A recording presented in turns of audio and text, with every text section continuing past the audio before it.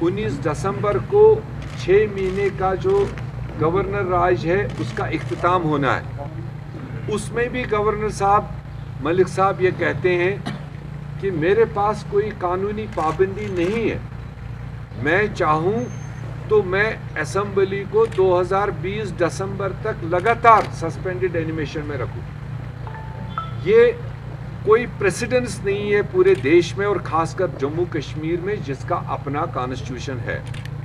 तो उस सिग्नल के बाद में क्लियर कट सस्पिशन सारी जगह खड़े हुए कि कोई ना कोई इसका ऐसा डिज़ाइन है जिससे ये इस रियासत के बचे खुचे इंस्टीट्यूशंस को, कॉन्स्टिट्यूशन को तहस नहस करना चाहता है। और दूसरी तरफ जो भारतीय जनता पार्टी जो एक आगे मखोटा रख करके एक सरकार बनाने की उस पहल में लगातार था और जिसके लिए सेंटर के कहने पर ये गवर्नर साहब लगातार रेड कारपेटिंग लगा करके उस कॉम्बिनेशन के आने के इंतज़ार में था।